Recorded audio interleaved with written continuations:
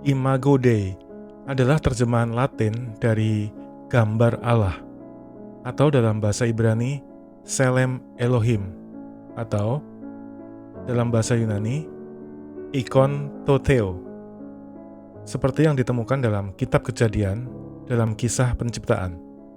Imago Dei, gambar Allah, didefinisikan sebagai ekspresi metafisik terkait secara unik dengan manusia yang menandakan hubungan simbolis antara Allah dan manusia. Frasa ini berasal dari Kejadian 1 ayat 27, di mana Allah menciptakan manusia menurut gambarnya. Bagian Alkitab ini tidak menyiratkan bahwa Allah ada dalam bentuk manusia, tetapi bahwa manusia berada dalam gambar Allah, dalam esensi moral, spiritual, dan intelektual mereka. Dengan demikian, manusia mencerminkan sifat ilahi Allah dalam kemampuan mereka untuk mencapai karakteristik unik yang dengannya mereka telah diberkati. Kualitas unik ini membuat manusia berbeda dari semua makhluk yang lain.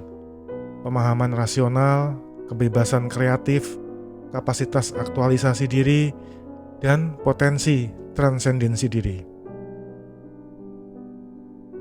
Kristus sebagai Imago Dei.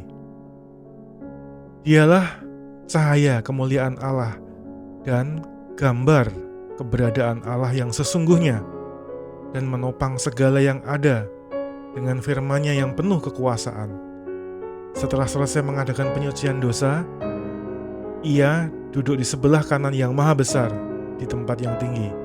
Ibrani 1 ayat 3. Dalam Kolose 1 ayat 15 dikatakan, Dialah, Kristus, gambar Allah yang tidak kelihatan, yang sulung, lebih utama dari segala yang diciptakan.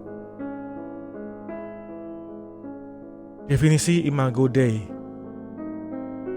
Istilah Imago Dei merujuk paling mendasar pada dua hal.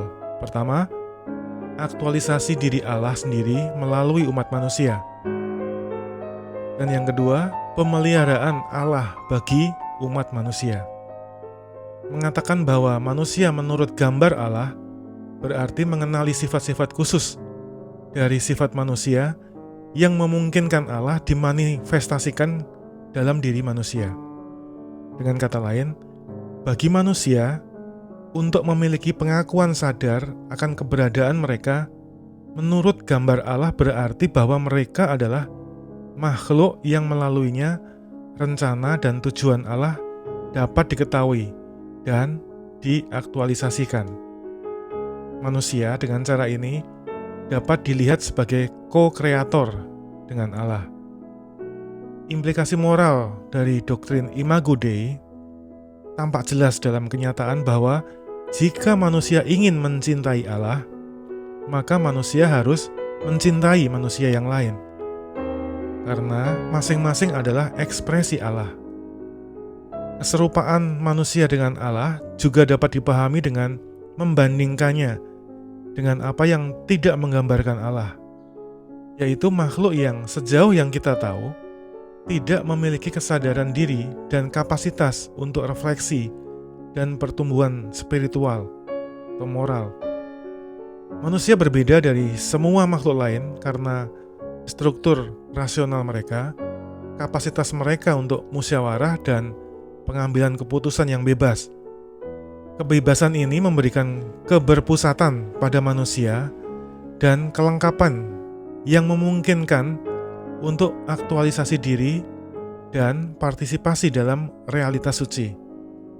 Namun, kebebasan yang membuat manusia menurut gambar Allah adalah kebebasan yang sama yang memanifestasikan dirinya dalam keterasingan dari Allah. Kejatuhan Adam dan Hawa meneladani bahwa manusia dalam kebebasan mereka memilih untuk menyangkal atau menekan keserupaan spiritual dan moral dengan Allah. Kemampuan dan keinginan untuk mencintai diri sendiri dan orang lain Dan karena itu Allah dapat diabaikan dan bahkan ditentang. Berjuang untuk mewujudkan imago Dei dalam kehidupan seseorang dapat dilihat sebagai pencarian keutuhan atau diri esensial seseorang, seperti yang ditunjukkan dalam kehidupan dan ajaran Kristus. Arti dan signifikansi. Imago Dei atau gambar Allah, image of God, berarti dalam rupa atau kesamaan dengan Allah.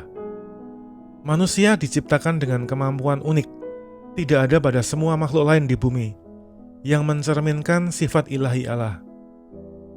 Pentingnya manusia diciptakan menurut gambar Allah adalah tanggung jawab kita untuk mengenali dan memahami rasionalitas dan kemampuan untuk menciptakan konsepsi abstrak dari alam.